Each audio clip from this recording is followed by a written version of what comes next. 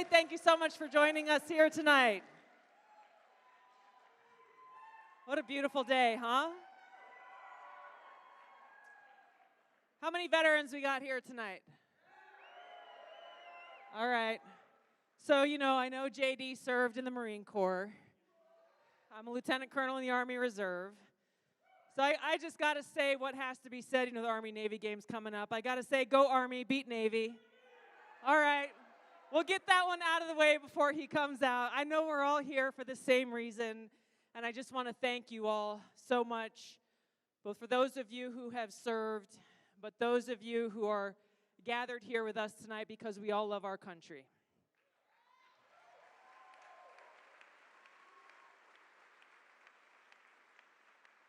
I think throughout our lives, we understand the important responsibility, the most important responsibility that any president has is to serve as commander-in-chief.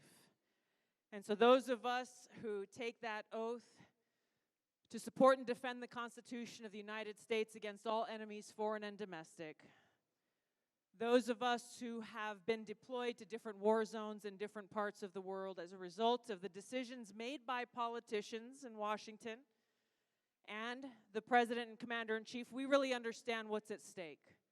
But even if you have not worn the uniform, it does not take a rocket scientist or a politician to recognize the threats that we face right now. Because of the Harris-Biden administration, we are embroiled in multiple wars in 3 different regions in the world. We're on the brink of World War III in multiple regions of the world.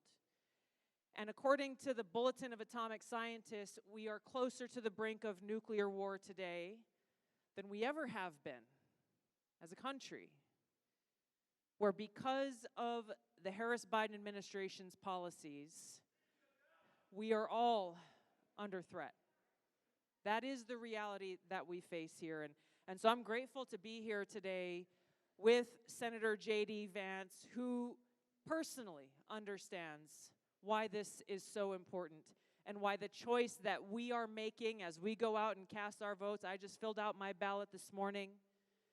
For the next 5 days leading up to Election Day, who we choose matters.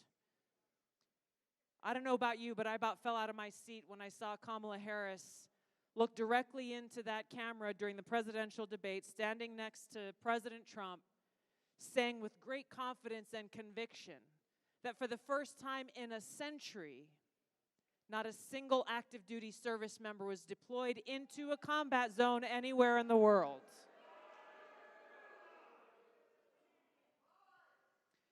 So she is either telling us a bold-faced lie because according to her, she's in the Situation Room with Joe Biden. She is the last person in the room before he makes any major decision on domestic or foreign policy. Oh my God is right. Or she just has no clue that there are tens of thousands of our brothers and sisters in uniform, some of who I know personally, who as we gather here tonight in Bedford are deployed into harm's way, putting their lives on the line because of the decisions and failures of this administration. This is personal. This is personal. For those of us who've served and those of us who love our country and who cherish peace and freedom, we cannot allow someone who is either lying to us or who has no idea and so little care for those who are laying their lives down for our country to get anywhere near the Oval Office.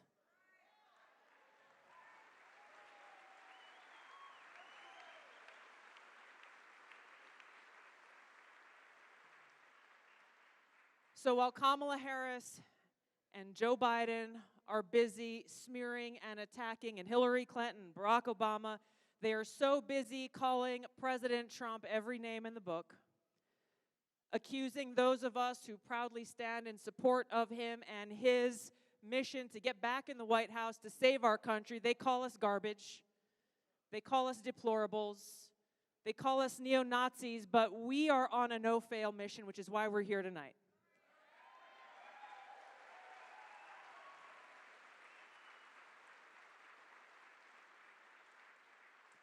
They are resorting to the worst kinds of smears and attacks because they have nothing else to resort to.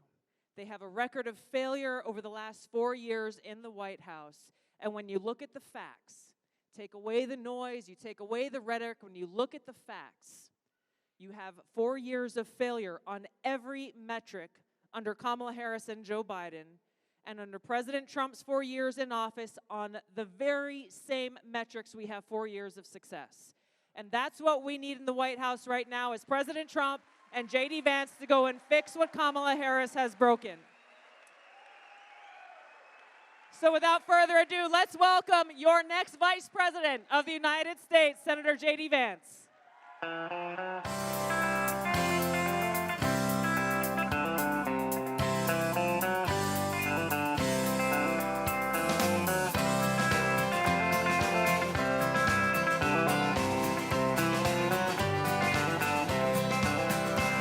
Why don't we liberate these United States? We're the ones who need it worst.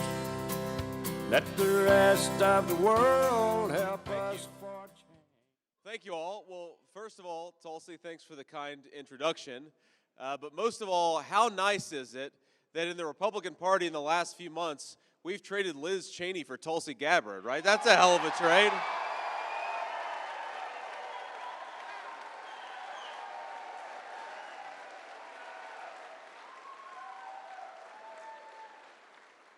But look, we're thrilled to be here. I'm thrilled to be in Pennsylvania. We actually recorded an episode of Joe Rogan this morning, so we started out in Austin, Texas, and we're closing out. How long was it, JD? How long were you in Rogan's Almost studio? 4 hours. Almost 4 hours. So, I've officially done more interview time than Kamala Harris has the entire campaign just today. So. We're, look, driving in here, the beautiful Appalachian Mountains, I love being here. I love this part of our country. I love this part of the Commonwealth of Pennsylvania. And in 6 short days, we're going to win, my friends, and make Donald J. Trump the next president. So,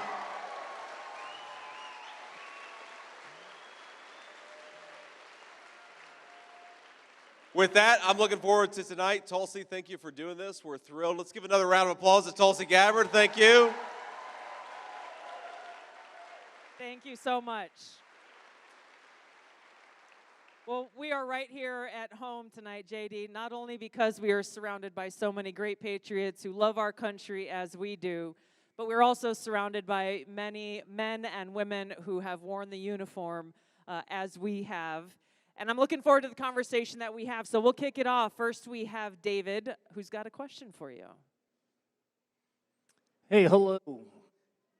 My name is David. I'm a 3-tour Afghanistan combat veteran. Flew Apaches there. Thank you for your service, David. Spent a lot of time in that country. And let me just say thank you both for your service and your continued service, ma'am. And for all the other veterans that are here too, thank you for giving me the chance. I appreciate that. If anybody's not noticed, outside the gate or the hangar there is the Abbey Gate 13. The people that died on August the 26th, 2021. And I'm kind of saddened that there has been no accountability for that. Yes, sir. So I'd like to know, what is President Trump going to do to help get accountability for that event? David, I appreciate the question, and it's an important one, and thank you for your service, but most importantly, thanks to everybody, including David, for their service in this room. We're thrilled to have you, and we're thrilled to put a president back in the White House who actually respects the sacrifice of American military veterans, and that's exactly what we're going to do.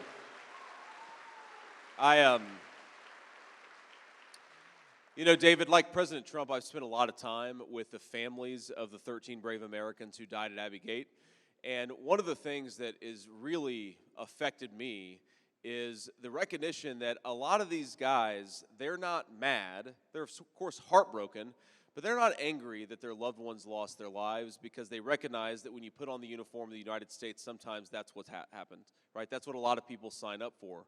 What they're really angry about is the fact that their loved ones died and there's been no accountability for the disaster that led to their death in the first place. That's what pisses them off.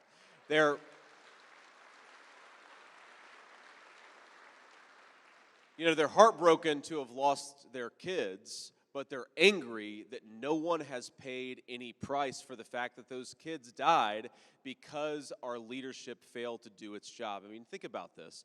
You get out of Afghanistan, and I think it was the right decision to get out of Afghanistan eventually, but you don't close down the airport before you get out.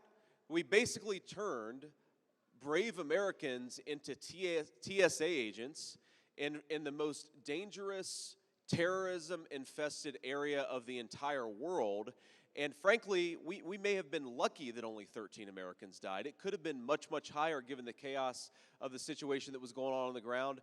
And not one person, not a single general, not a single Pentagon bureaucrat, not a single person who controlled how that withdrawal was conducted has faced any consequences. But I believe that the first person that we are going to fire, and there's going to be more after that, but the first person we get to fire who had a role in Abbey Gate, her name is Kamala Harris, and we're going to fire her in 6 days.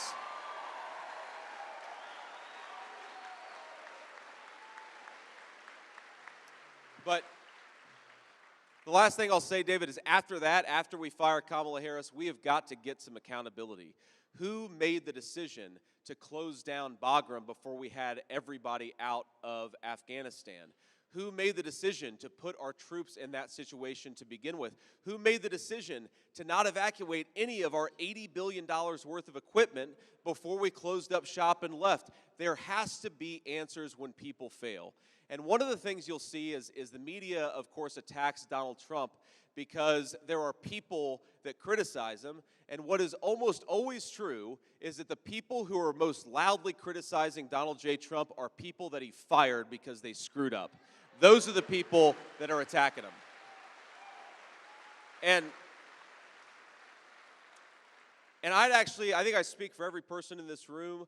I'd rather have a president who fires the people who screw up than the president who protects their jobs when they screw up. And that's why we got to get new leadership. Thank you,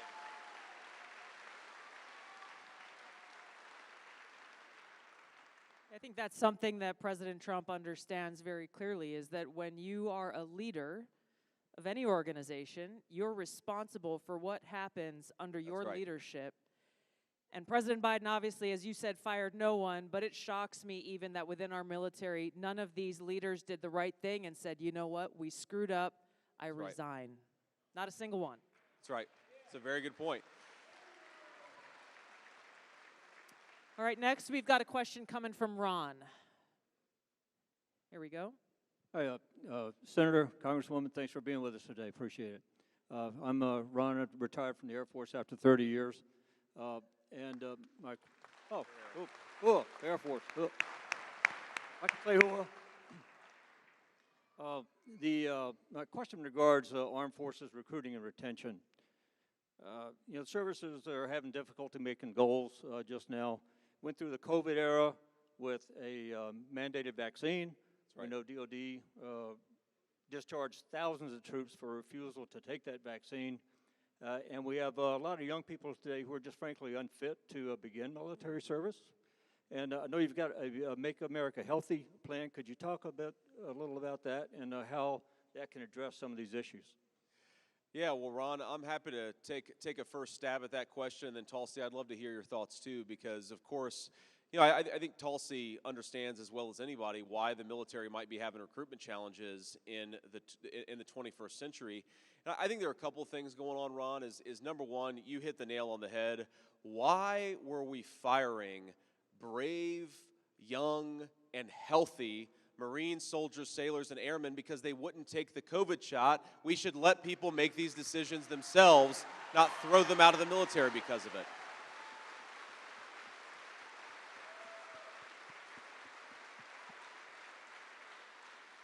But of course, that's not just thousands of Americans who were thrown out of the military, and it was a disgrace, and Donald Trump and I have promised that we're going to offer all of those people a return to service with back pay on top of it. That's important.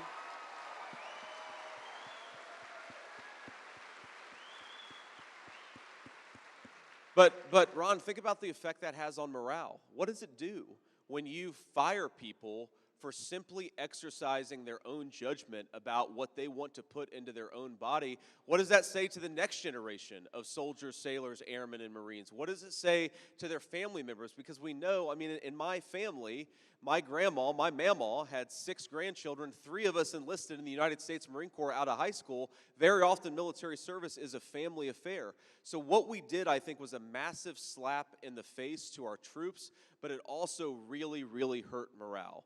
And the final thing I'll say, and again, I want to hear Tulsi's views on this too, is people want to sign up for the United States military because they love their country and they want to engage in public service. They don't want to sign up in the military because of a bunch of progressive ideas. They don't want to be enforcers of one political party's dogma. They want to serve the whole United States of America. And I think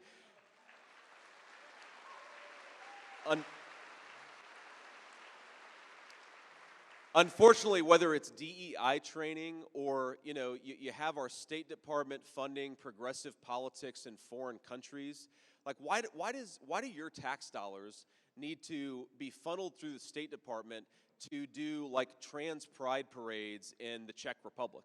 Like, what does that have to do with the America's national interest? If you, even if you agree with that, and I imagine none of us do, but even if you agree with it, that has nothing to do with America's national interest, so why are our taxpayers funding that stuff?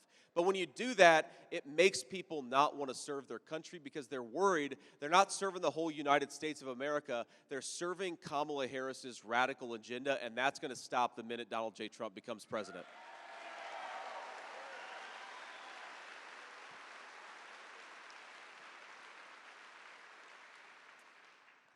JD, I want to go back to what you said in response to the first question that we had, with the fact that every single one of us who's here, anyone watching from home, any one of us who's raised our right hand and volunteered, the less than 1% of all Americans who volunteer to serve in our armed forces, we do so, and our families know that that service and that volunteerism may require us to pay the ultimate price.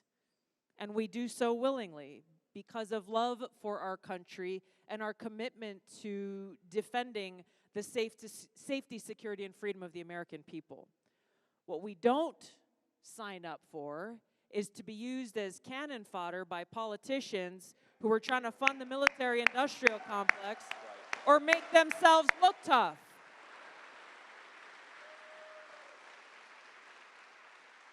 And so the very least that our men and women in uniform deserve, that our veterans deserve from our leadership, the president, our commander-in-chief, leaders in Congress, is to have our back.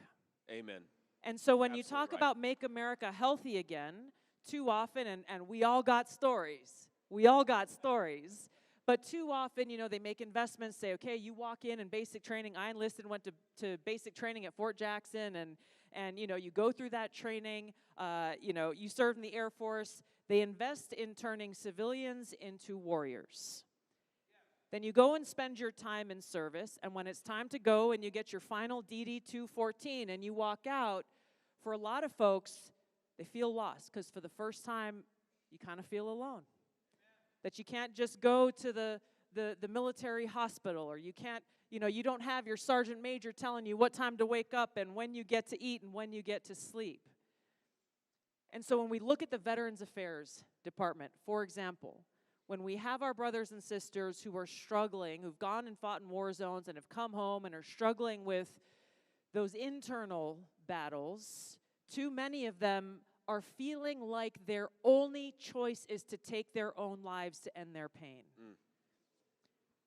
That means our leaders have failed our brothers and sisters.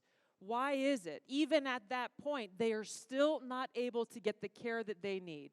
I've had friends who've gone into the VA at that moment where they felt like they had no other option. They were ready to take their own lives.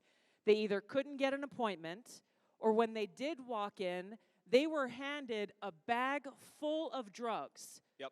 A bag full of drugs that made their problems worse, not better, and that didn't actually deal with the real challenges they were facing. So when we talk about what is President Trump's plan to make America healthy, again, look like for our men and women in uniform and for our veterans? It's investing in the person, our fellow American, from the time they join the military, throughout their time in service, making sure that they're getting the care that they need, not just drugs or Band-Aids to cover up the visible or invisible wounds. Making sure that when you go into that dining facility, you actually have healthy and nutrition options to eat, not just crap that's going to make you sick. That when you go to the doctor,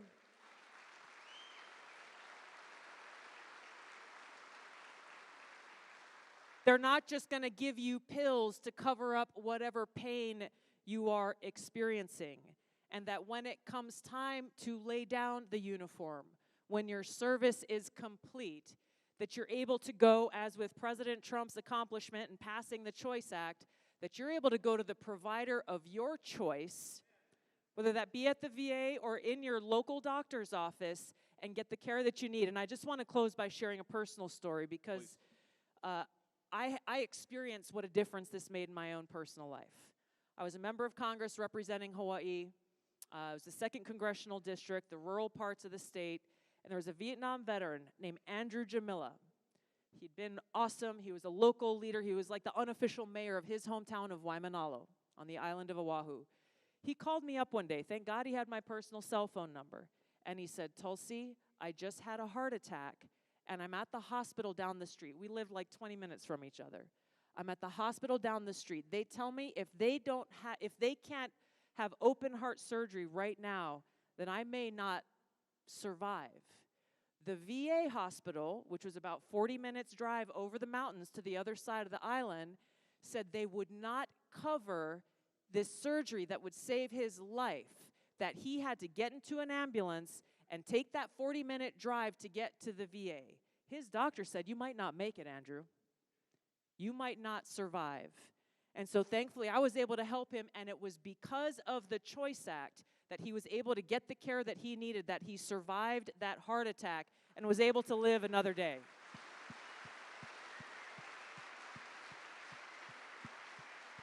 It's awesome. Where is Cindy at? Our next question is coming from Cindy. Thank you. Welcome to Bedford County. I want to thank you for recognizing the veterans in the audience and our concerns. Thank you both for your service then. Thank you for your service now, as they are both equally important. When my dad, who I'm very proud of, came home from Vietnam, he wasn't educated on the health benefits and services that he earned and was entitled to. When I got out of the Marine Corps in 1996, I was not educated on the health benefits and services I earned and was entitled to. When my nephews, whom I am also very proud of, got out of the military in the mid-2000s, they were not educated on the benefits that they earned and was entitled to. The first time I registered and voted was for President Trump, because we needed change. We still need change. What will you and your administration do to help educate the veterans on the health benefits and services they've earned and health benefits they are entitled to? Semper Fi, thank you.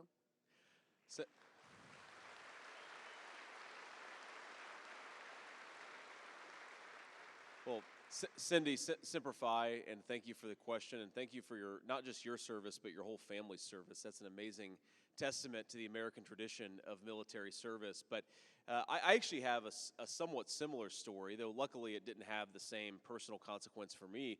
You know, when I got out of the Marine Corps in 2007, I went straight to Ohio State University. Don't hold it against me. I know we're in Pennsylvania.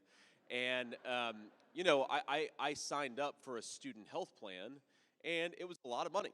Right, and I didn't have anybody helping me out. I was on Pell Grants, and you know things were pretty tight because I was, you know, I didn't come from a family of means. I didn't come from a family of money, and I had no idea that because of a law that had been passed while I was in the Marine Corps, that I could get free health care through the VA. I think it was for 5 years after I got out of the United States Marine Corps, and I had no idea.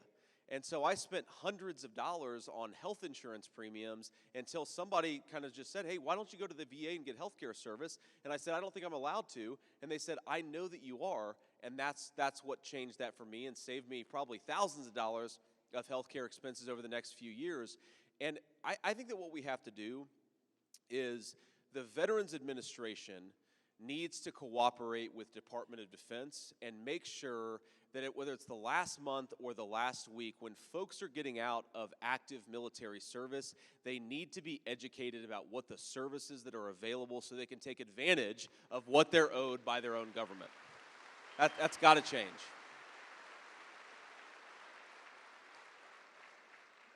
And you know, to Tulsi's point, this is really about keeping the commitments that American taxpayers and the American nation makes to its people who put on the uniform and offer to risk it all for our shared freedom and certainly for our shared prosperity as a country. Here's another thing that's very unusual to me is you've got a lot of Americans right now who are veterans who are sleeping on park benches, who are sleeping under bridges, who don't have access to the care that they need.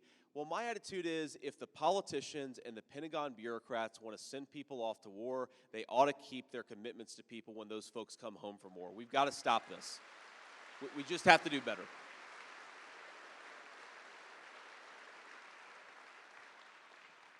What you just said, JD, I think is so central to the changes that we need to make in a very simple thing of making it so that the DoD and the VA work together. That's right. A lot of people, those of us who have gone through this know, but the fact that you spend your time in service, and whether you've deployed or not, you've got a probably pretty thick medical record. The VA has no access to your DoD medical records. No access. So you got to go and bring pieces of paper, and they got to literally scan those pieces of paper into a different database. When I first got to Congress, I asked why. Like, that's crazy. That doesn't make sense. I asked for a printout of every single veteran in my district so that I could help inform them of the services that were available to them.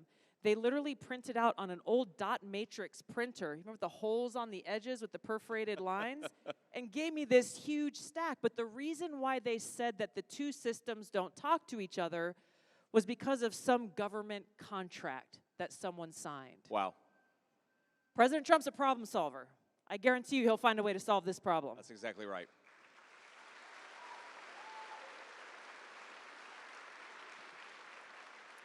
All right, next up, we have Julie. Hello, Senator, Colonel. I'm a retired United States Army soldier. Since I've left service, I've continued my education by obtaining a master's degree in counseling as well as a PhD in criminal justice. So according to the research, 14% of our homeless population in America are veterans. Wow. Well, that number includes 7% of an increase just in the last 4 years under the Biden-Harris administration. Our veterans watch as the current administration puts illegal migrants up in hotels. What will you do to change that policy, and will you help find solutions for those homeless veterans? Yes, ma'am. Thank you.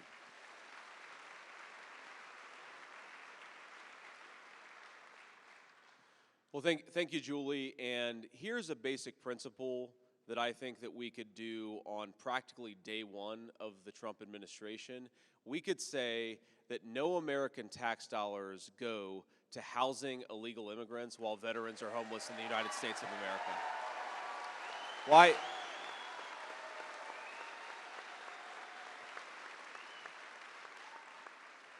Again, to me, this is about duties and obligations, right? Veterans understand duties and obligations as well as anybody. We make a sacred compact between our nation's veterans. We say we're going to send you off to places, sometimes places, to Tulsi's point, that you never should have been sent to in the first place.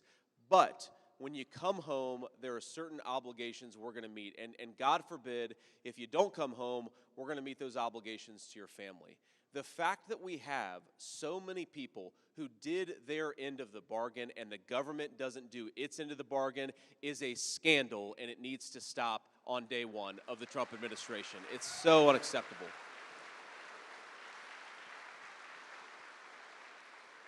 But, you know, Julie, your point drives home a related point here, which is that, or your question drives home a related point, which is that Veterans are very much members of the community, and veterans are affected by the same policies and the same problems that everybody else is, right? Sometimes they're affected more significantly, sometimes a little less significantly, but why do we have 14% of our homeless population who are veterans, and why have we seen such a significant increase? Because housing has gotten totally unaffordable over the last 4 years. There is a direct connection between increased housing costs and increased homelessness. I believe in the state of Pennsylvania, housing costs have increased by about 40% just since Kamala Harris became the Vice President of the United States. So if we want to fix the veterans' homelessness problem, let's make housing more affordable for all America's citizens, and let's do it starting immediately.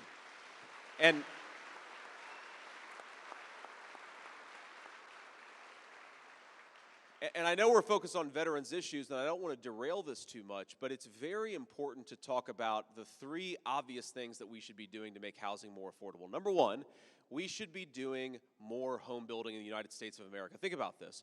We are descendants of people who built rockets that flew to the moon, and all they had was pocket calculators and slide rules. And thanks to government policy, we don't build enough houses to house American citizens. What is this? 60 years ago, we built rockets that went to the moon. Now we don't build enough houses for American citizens. If we got rid of some of the ridiculous regulations out there, we'd create a lot of prosperity in the construction industry. We'd also build a lot more homes for American citizens. Number two, we've got to pursue common sense economic policies that lower mortgage interest rates so that people can afford to borrow and get into a home in the first place. And here's the final thing, and it goes back to Julie's point about illegal immigration. It doesn't matter how many homes we build.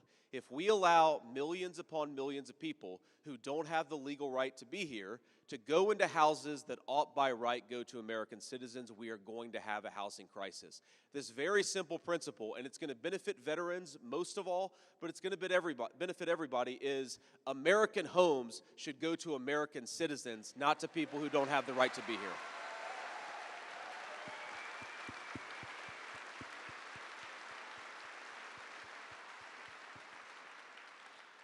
All right, our next question is going to come from Jesse.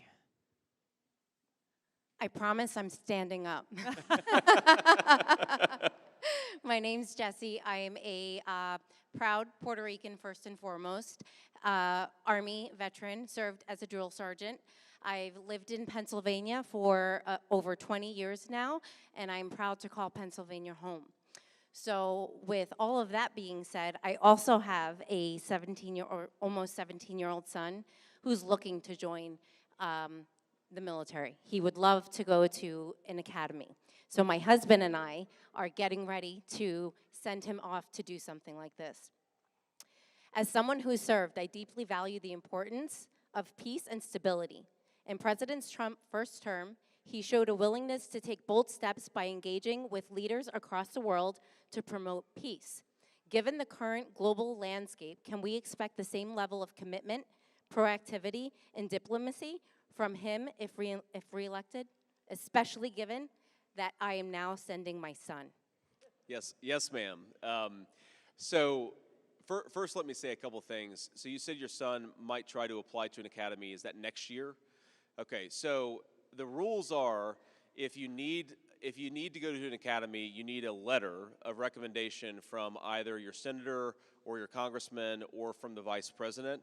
And I'll say that while I don't know the Pennsylvania senators especially well, if all goes according to plan, I might know a guy who could help with that letter in 6 days. So please reach out to us. No promises, but reach out to us. But I'm so thrilled to hear about your background because I'm actually going to see him tomorrow at an event that we're doing in North Carolina. One of my best buddies in the Marine Corps was a Puerto Rican guy who grew up in the Bronx. You grew up in the Bronx too? Oh, that's awesome. Well, he grew up in just incredibly tough circumstances. I mean, he grew up in a very, very poor family. He was the best Marine that I ever served with. He's just a great, great guy, and I'm going to see him tomorrow. I'm very excited about it. But to answer your question, we are absolutely going to engage in robust diplomacy, robust statecraft.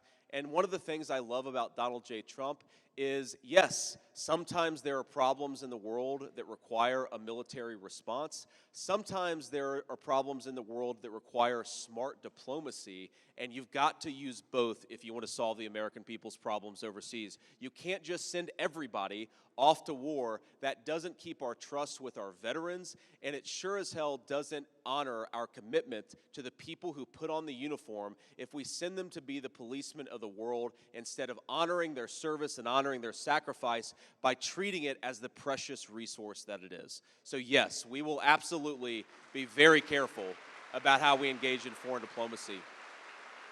And this is, you know, one of the things that, you know, I imagine most of us are Republicans, or at least are going to vote for President Trump. I know we've got a lot of Democrats and independents in the audience too, including, of course, our great friend up here. And, you know, one of the things that my fellow Republicans will say about Donald Trump's foreign policy is that it was strong, that weakness invites aggression. And that's right. I do think that Kamala Harris's weakness has invited aggression, but I actually think that's only half of the equation, because Donald Trump's foreign policy wasn't just strong, it was also smart. It recognized that sometimes you have to talk to people, sometimes even people you don't necessarily like or agree with, but you've got to engage in smart diplomacy, and that is sometimes how you keep a war from starting in the first place.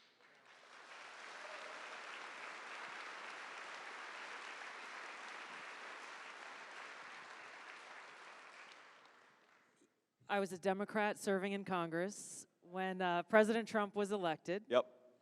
And one of the things that he did very early on in his term of office was really, really important to the people of Hawaii, my home state. As you know, we're the most remote island chain in the world. Yep. We are very well within North Korea's proximity of their intercontinental ballistic missiles. At that time, they were still developing their nuclear capability. They are much farther along today than they were back then. But we had a missile scare where we thought early one morning on a Saturday in 2017, every single cell phone went off with an alert that said ballistic missile incoming to Hawaii.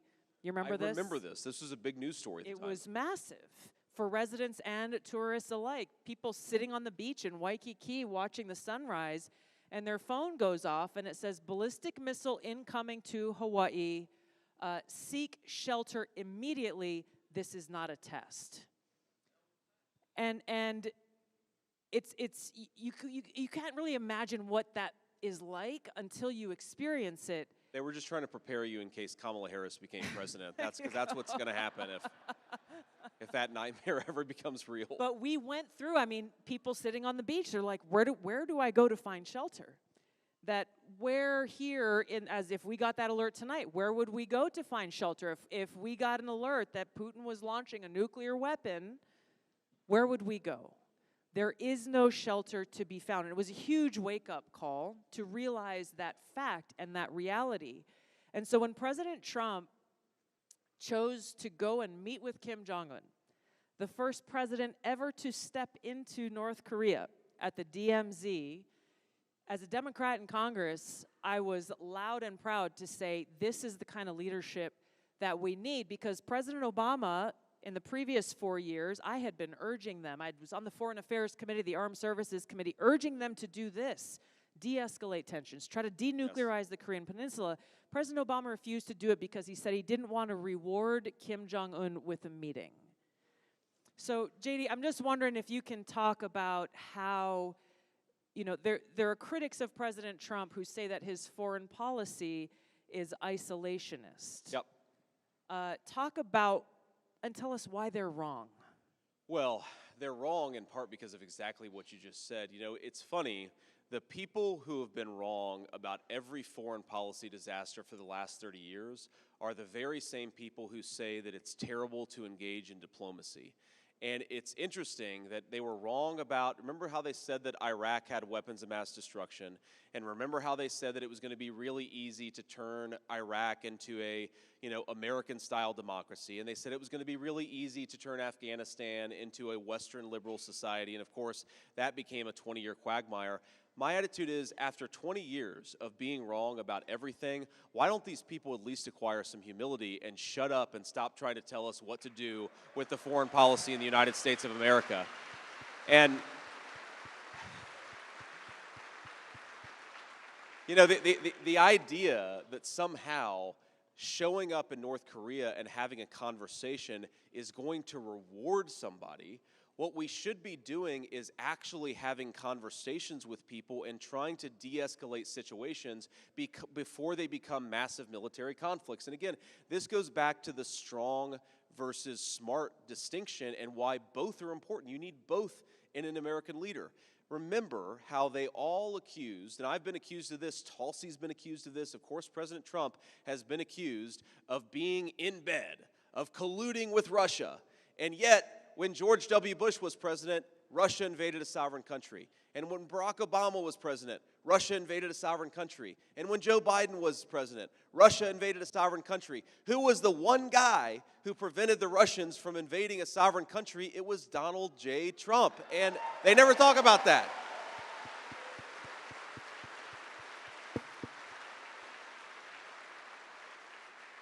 But again, it's because he was strong. Certainly, some of the bad guys were afraid of what Donald J. Trump would do. But it was also because he was willing to communicate with people and open those diplomatic lines up in a way that prevented a hot spot from becoming a full military conflict. And Tulsi, you've probably heard the president tell this story, but it's one of my favorite stories of his time in office where, you know, I guess Kim Jong-un, the leader of North Korea, was trying to posture about his nuclear weapons and talk about how tough and big of a guy he was, and said, you know, I have a little red button on my desk that will launch nuclear weapons.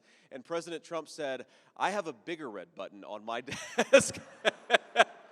And I actually, this is such a profound change between the President Trump, Tulsi Gabbard, common sense view of American foreign policy and the broken consensus of the last 30 years is that we have got to recognize that the best way to advance America's interests is, yes, to build a strong military, and yes, to be willing to use it when we have to, but also to engage in diplomacy.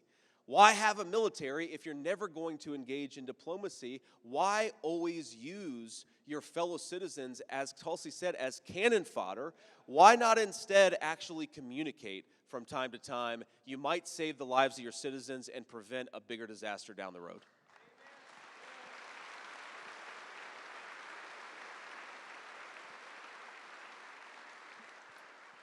You know, that really, for me, was one of the major driving reasons why I chose to endorse President Trump.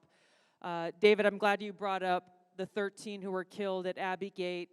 I was honored to announce my endorsement of President Trump on the 3rd anniversary of their sacrificing their lives for our country, because it is essential that every one of us as Americans always keep the memories of those who have paid that ultimate price on our hearts, and that we hold our leaders accountable.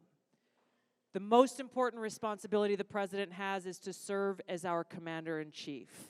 Our founders told us that the government only exists with the consent of the governed. That's right.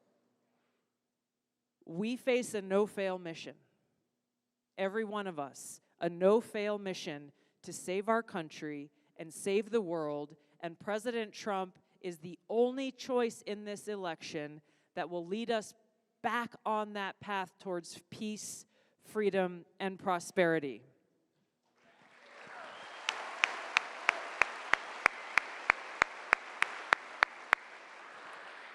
Now, before I hand it over to JD, I just want to say that when I heard the rumor mill spurring, you hadn't been announced yet, but I heard the rumor mill spurring that President Trump was going to announce that you were his pick for vice president.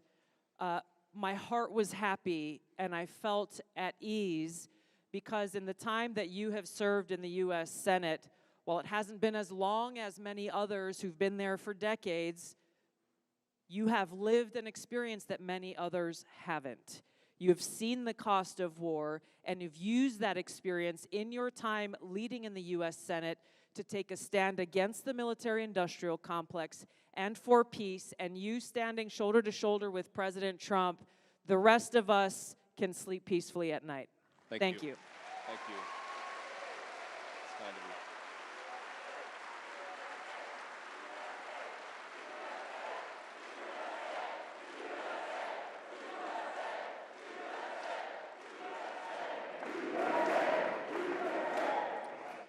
So, thank you, Tulsi. That was very kind of you to say, and most importantly, it's very kind of you to go around the country and convince people to elect Donald J. Trump the next president of the United States, and we couldn't do this without you. Thank you. You know, I always try to encourage folks to remember why we're fighting, because it's not red team versus blue team. There are a lot of Democrats, a lot of independents who are going to support this ticket, and of course we're proud to have their support. It's not even just to beat Kamala Harris, as much as I'll probably enjoy beating Kamala Harris more than any person in this room. Trust me about that.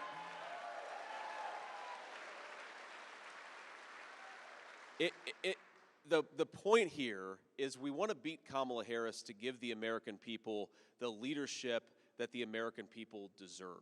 And that's ultimately what this election is about. You know, ma'am, you asked the question earlier. I mentioned my friend who I'm going to see tomorrow, I think, assuming all the logistics work out.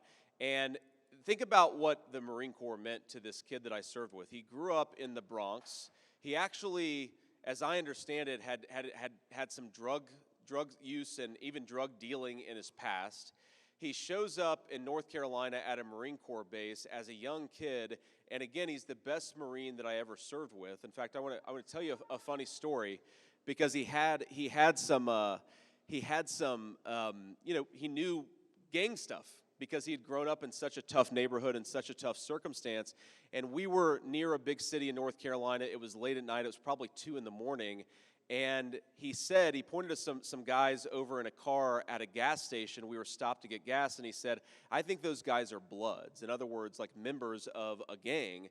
And I said, well, why do you think that they're Bloods? And he said, well, because, you know, they're dressed a certain way. They've got a certain kind of red dress. And I think that, you know, I'm just telling you, man, I think that they're Bloods. I grew up seeing this, and I think that's what's going on. And, you know, I called him Squeeze. I said, all right, Squeeze, well, you know, what would you go up and say to these guys if they were actually members of the Bloods gang? And he said, well, I'd go up to them and I'd say, what that red be like?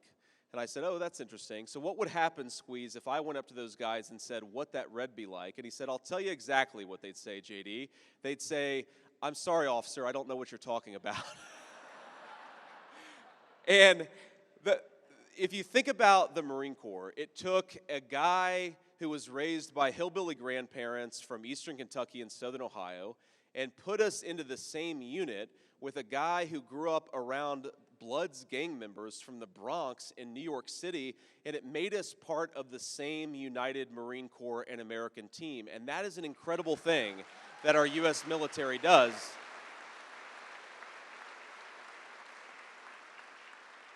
But we've got to ask ourselves, is it going to keep doing that? Is the military going to serve that same important function? As Tulsi said, it takes civilians and turns them into warriors. It also takes people from every walk of life and makes them part of the same team. The former Marine Corps Commandant, General Charles Krulak, said the most important thing that the military does is it wins battles, but it also turns our young people into really proud servants of the United States of America. Is that still going to happen? Is it still going to have that same function for the United States of America if we put Kamala Harris into the Oval Office? I think the answer is no. So what we're up against and what we're fighting for is to preserve the most important and proudest traditions of the United States military, to ensure that our veterans get access to the benefits that they were promised. And the only way that is going to happen is if we fix the broken leadership in Washington, D.C., and give the American people a president that we can all be proud of.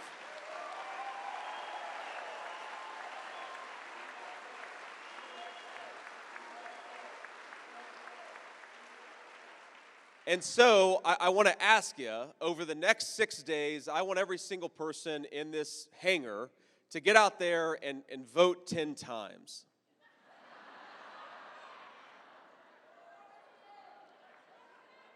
The legal way. The legal way.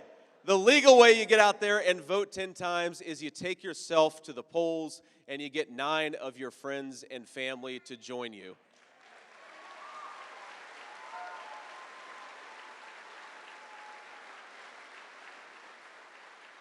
So with gratitude to Tulsi Gabbard, the incredible elected officials that we have here today, and most of all with gratitude to all of you for being here, we've got 6 days to go. Let's vote 10 times, and let's make Donald Trump the President of the United States. God bless you all. Thank you.